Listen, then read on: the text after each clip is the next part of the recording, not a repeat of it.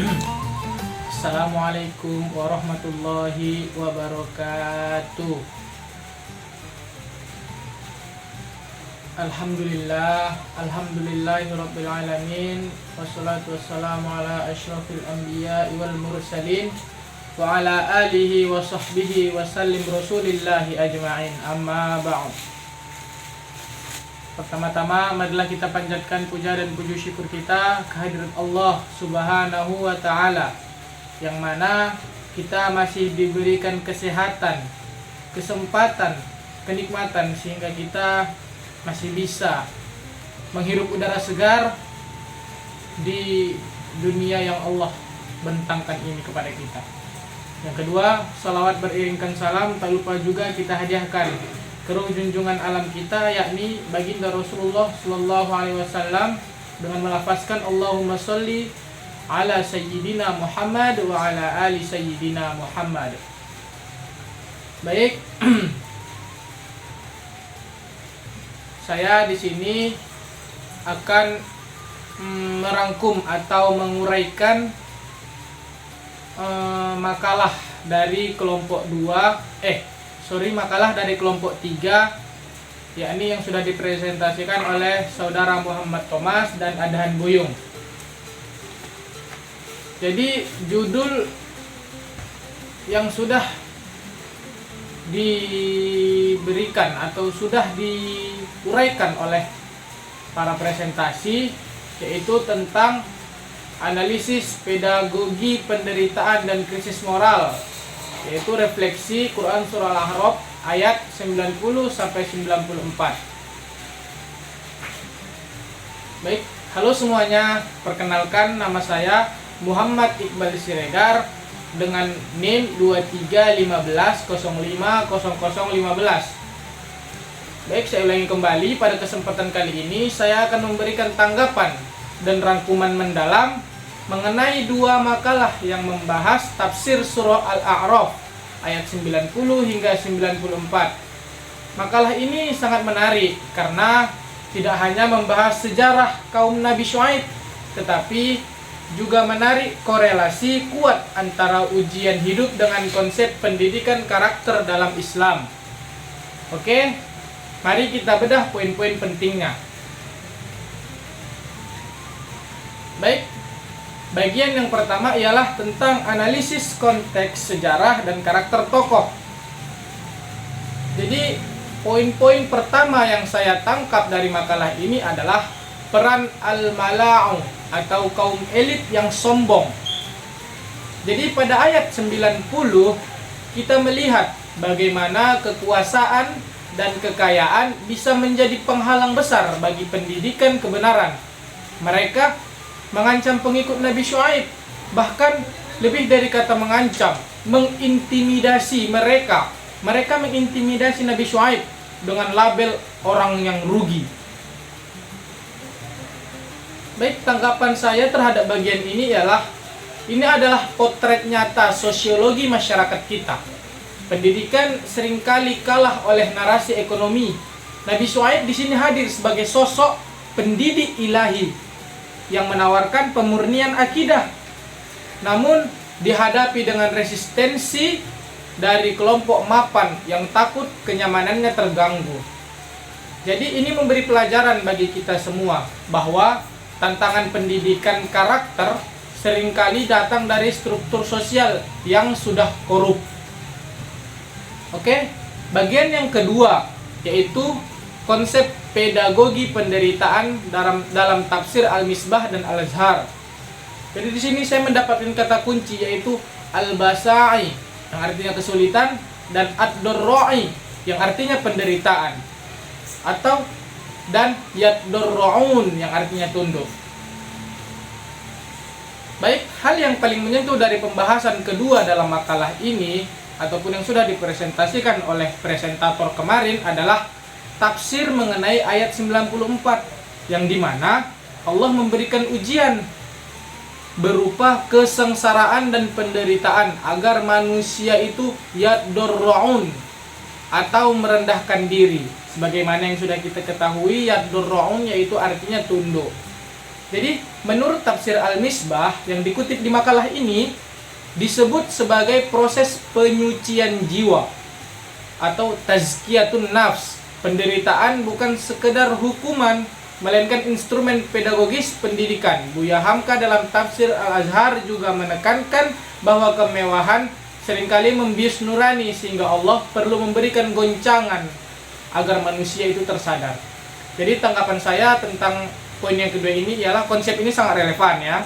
Di dunia pendidikan saat ini kita seringkali memanjakan peserta didik, padahal dari ayat ini kita belajar bahwa tekanan dan ujian itu adalah bagian integral untuk membentuk mentalitas yang kuat dan tawaddu ataupun rendah hati. Karena tanpa ujian ataupun tanpa tekanan ini tadi, manusia itu cenderung menjadi tiran seperti kaum Madian, yaitu kaum yang sombong. Terus bagian yang ketiga ialah relevansi dengan pendidikan masa kini dan penutup. Jadi makalah ini merumuskan bahwa tujuan akhir pendidikan Islam adalah membentuk kesadaran akan konsekuensi.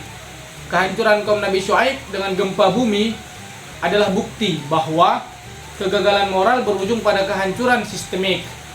Jadi kita sebagai mahasiswa, kesimpulan yang bisa kita ambil adalah pendidikan Islam itu bukan hanya soal transfer ilmu di kelas, tetapi juga soal bagaimana kita bersikap saat diuji dengan kesulitan atau al-basa'i tadi, maupun saat diberi kemudahan.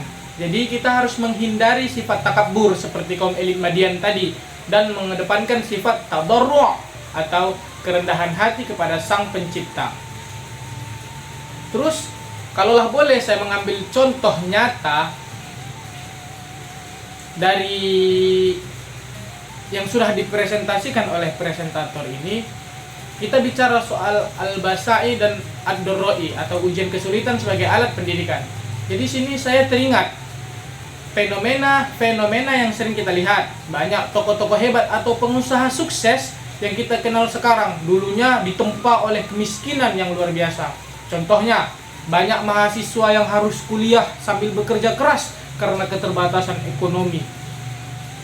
Mahasiswa yang sedang kuliah tetapi juga dia sedang bekerja gitu, karena ada keterbatasan ekonomi, di mana jikalau dia tidak bekerja, kemungkinan uang kuliah dia ataupun uang makan dia selama dia di perantauan itu nggak cukup gitu. Jadi di satu sisi itu adalah penderitaan, Allah itu memberikan penderitaan gitu. Tapi di sisi lain itulah kurikulum tersembunyi dari Allah tersebut. Jadi kesulitan itu mendidik mereka menjadi pribadi yang lebih disiplin. Kesulitan yang diberikan Allah itu menempa untuk menjadi pribadi yang lebih disiplin, lebih menghargai waktu, dan memiliki empati yang tinggi terhadap sesama. Berbeda dengan mereka yang selalu hidup dengan kemewahan, namun seringkali juga lupa diri seperti kaum elit Madian ini tadi, kaum Nabi Syuaib tadi. Jadi ini membuktikan bahwa penderitaan seringkali menjadi guru terbaik untuk melahirkan mentalitas tadarru, rendah hati, ataupun seperti yang sering kita dengar ya kan, pengalaman adalah guru nomor satu.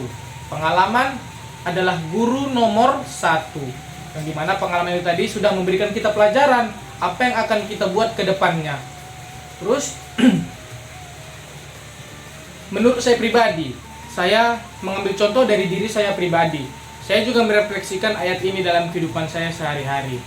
Ada kalanya saya itu merasa ada di titik terendah, seperti sedang ada masalah keluarga, ataupun kegagalan di akademik, ataupun ada kesulitan finansial, ataupun yang lain-lainnya. Terus saya bertanya dalam hati saya, kenapa ini bisa terjadi?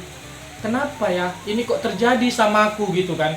Namun setelah saya membaca makalah ini, saya dapat menyimpulkan bahwa saya itu sadar bahwa momen-momen sulit itulah yang memaksa saya untuk kembali bersujud lebih lama, untuk kembali bermuhasabah diri lebih lama, ataupun merefleksikan diri, berdoa lebih khusyuk, dan menyadari bahwa saya itu tidak punya kekuatan apapun tanpa pertolongan Allah Subhanahu wa Ta'ala.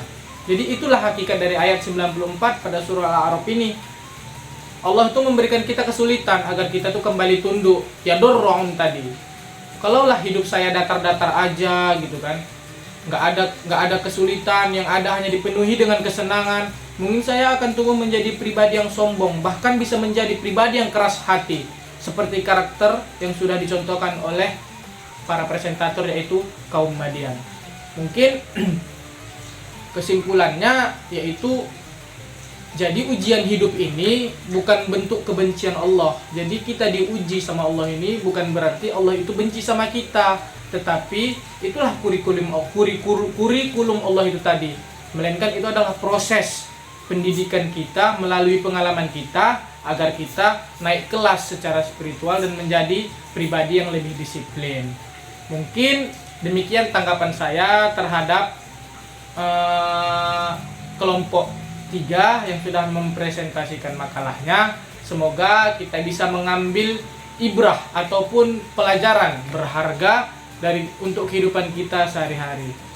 Baik, untuk para penonton, terima kasih sudah menyimak saya. Mohon maaf apabila terdapat kesalahan ataupun kekurangan, itu datangnya dari diri saya sendiri. Jikalau ada kata-kata saya yang bermanfaat ataupun berfaedah, itu datangnya dari Allah Subhanahu wa taala. Akhirul kalam, wassalamualaikum warahmatullahi wabarakatuh.